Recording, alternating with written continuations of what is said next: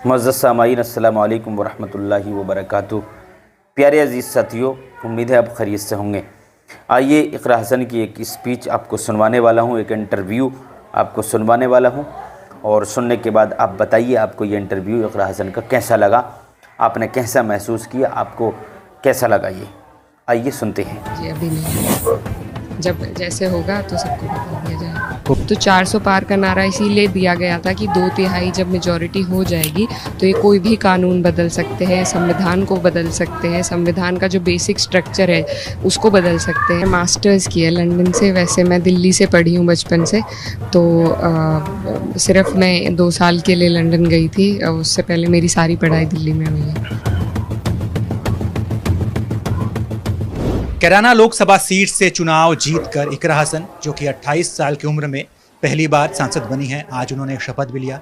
आपका बहुत बहुत स्वागत है और जीत की बहुत बधाई आपको। जी बहुत बहुत धन्यवाद। जब आपने शपथ लिया कुछ नर्वस सी थोड़ी नज़र आ रही थी आप, ऐसा कुछ था क्या? नहीं, ऐसा तो कुछ नहीं था। बिल्कुल नई जगह है, इतना बड़ा मंच है, तो वो सिंक इन होने में थोड़ा टाइम लगता है, लेकिन ऐसा कुछ नहीं था।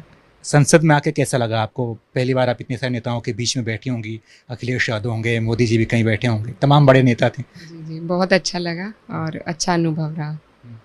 कैराना के लिए आप क्या करेंगे, क्या प्लानिंग है? क्षेत्र के डेवलपमेंट की ही प्लानिंग है, विकास हर रूप से, चाहे वो स्वास्थ्य का हो, शिक्षा का हो, और जो सड़कें, बिजली, पानी, इसके अलावा हम महिलाओं की शिक्षा के लिए कुछ करना चाहेंगे ख़ास तौर से। और जो हमारे क्षेत्र में भाईचारा बना है, जिसका परिणाम हमें इस चुनाव में देखने को मिला, तो उसको कायम रखकर उसको मजबूती देना चाहेंगे। जब भी कोई नेता चुनाव जीतता है तो जीतने के बाद खूब धूम धड़ाका, पटाखे सटाखे और डीजे वीजे बजता है। आपने बड़ी सादगी से अपनी जीत मनाई, इसके पीछे क्या मैसेज था?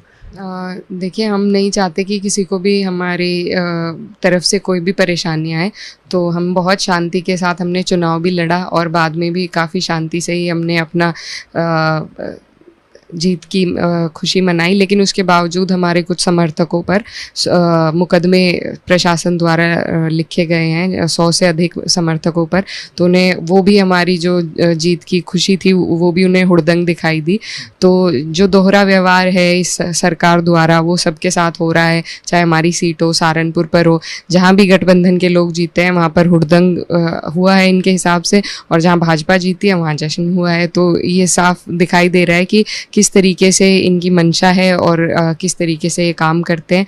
जैसा आपने कहा, बहुत सादगी से हमारा जश्न का वो था, लेकिन उसके बावजूद भी हम पर मुकदमे लगे। तो ये इस तरीके से हमें ये सरकार पहले ही तोहफा दे रही है प्रताड़ित कर कर।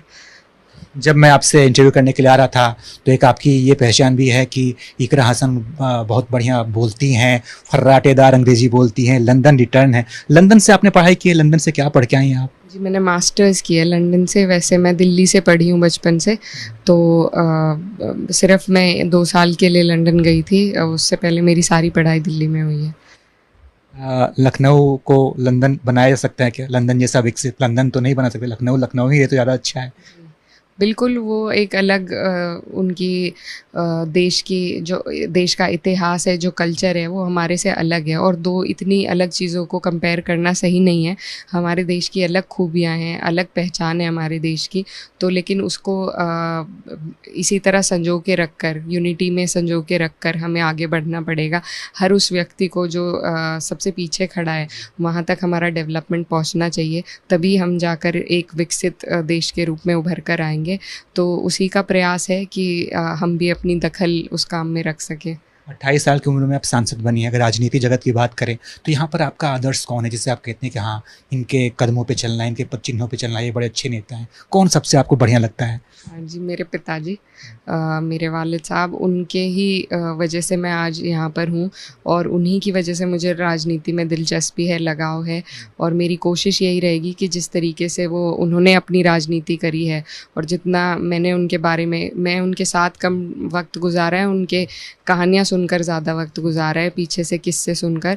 तो उसी से मुझे बहुत सीख मिली है और यही कोशिश रहेगी कि जितनी यादें वो लोगों के मन में छोड़ कर गए हैं तो मैं उन्हें ताज़ा करूं, उनके पद चिन्हों पर चलूं और जिस भाईचारे को उन्होंने हमारे इलाके में बनाया था उसको बरकरार रख सकूं। स्कूल या कॉलेज टाइम में कभी आपने सोचा था कि आप राजनीति में आएंगी, सांसद बनेंगी? कुछ इच्छा थी बनने की? जी नहीं, ऐसी कोई प्लानिंग नहीं थी, कोई इच्छा नहीं थी, लेकिन कुछ परिस्थितियाँ ऐसी बनी कि मुझे आना पड़ा राजनीति में। और उसके बाद जब भाजपा से आमने सामने का हमारा मामला हुआ और जिस तरीके से भाजपा ने हमें परेशान किया, तो तब ये मन में भावना आई कि अगर इनका सामना करना ही है तो क्यों ना खुल कर करें। और उसमें हमें हमारे लोगों की वजह से, हमारी जनता की वजह से आशीर्वाद भी मिला है। तो ये खुशी है कि हम भाजपा को हरा पाए अपने क्षेत्र में। 28 साल की उम्र में आप सांसद बनी। मैं बार ये बात इसलिए कर रहा हूँ क्योंकि इसकी चर्चा है कि बड़ी कम उम्र में सांसद बन गई और जनता के बीच, बेटियों के बीच एक मैसेज भी गया है कि इकरा हसन जब ऐसा कर सकती हैं तो हम क्यों नहीं। कई ऐसी बेटियां हम देखते हैं, बच्चियों को देखते हैं जो घर में उनको अपने मन का करने नहीं दिया जाता, उनके गार्जियन उन्हें रोक देते हैं और उनके सपने दब के रह जाते हैं। तो ऐसे परिवार को क्या संदेश देना चाहेंगे आप? मैं यही कहना चाहूँगी कि बेटियों को पढ़ाना सबसे ज़रूरी है, क्योंकि मुझे लगता है कि जब घर की लड़की पढ़ती है तो वो दो घरों को शिक्षा दिला पाती है, अपने घर को भी और जिस घर में वो जाएगी वहाँ पर भी। तो और लड़कियाँ कहीं भी किसी से भी कम नहीं हैं। हर क्षेत्र में आजकल अगर आप देखेंगे, आपके ही क्षेत्र में आप देखेंगे तो ज़्यादा महिलाएं आगे बढ़ रही हैं। तो मुझे पूरी यकीन है कि अगर हम महिलाओं को शिक्षा दिलाएं, उनको आगे बढ़ाएं, तो क्योंकि महिलाओं के दिमाग में दोनों चीज़ हमेशा रहती हैं, घर का भी ख्याल रहता है और बाहर का भी। तो एक ओवरऑल डेवलपमेंट जिस तरीके से एक महिला सोच कर चल सकती है और कर सकती है, एक पुरुष उसकी कभी बराबरी नहीं कर सकता। आपने अपने हाथ में संविधान लेकर शपथ लिया, तो लगता है क्या कि इस सरकार में सच में संविधान को खतरा है? आप ऐसा मानती हैं? जी देखिए, जिस तरीके से इन्होंने 400 पार का नारा दिया था और जिस नीयत से दिया था, तो उस नीयत से सबके मन में ये भावना आई थी कि शायद ये, क्योंकि सरकार तो 300 पे भी इनकी बन रही थी, 270 पे भी बन रही थी, तो 400 पार का नारा इसीलिए दिया गया था कि 2/3 जब मेजॉरिटी हो जाएगी तो ये कोई भी कानून बदल सकते हैं, संविधान को बदल सकते हैं, संविधान का जो बेसिक स्ट्रक्चर है उसको बदल सकते हैं। तो इसी के लिए आज, इसी वजह से आज जितने भी विपक्ष के लोग हैं, सभी लोग संविधान को हाथ में लेकर गए थे, ये जताने के लिए कि संविधान सर्वोप्रिय है और चाहे सरकार किसी की भी रहे, ये देश हमेशा संविधान के आदर्शों पर ही। तो दोस्तों, आपने सुना क्या कहा उन्होंने? एक एक बात उनकी लिखने के लायक थी, एक एक बात, एक एक जुमला बहुत कीमती था। मेरे अजीज़ प्यारे अजीज़ साथियों, गौर करने का मकाम है। आपने सुना और समझ लिया। आप कमेंट करके बताइए आपको ये इंटरव्यू कैसा लगा। और उन्होंने ये भी बताया कि बच्चों को पढ़ाइए, आधी रोटी खाइए, बच्चों को पढ़ाइए।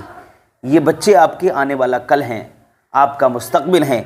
ये बच्चे पढ़ लिख कर जब बड़े हो जाएंगे, पढ़ लिख कर जब डिग्रियां हासिल करेंगे, तो यही बच्चे आपका मुस्तकबिल अच्छा कर सकते हैं। आने वाली नस्लों को अगर आप अच्छा बनाना चाहते हैं, आने वाले कल को आप अच्छा करना चाहते हैं, तो बच्चों को पढ़ाइए, उनको दीन से और इल्म से आरास्ता करिए, आप कामयाब हो जाएंगे। आज के लिए इतने काफ़ी है। अस्सलाम।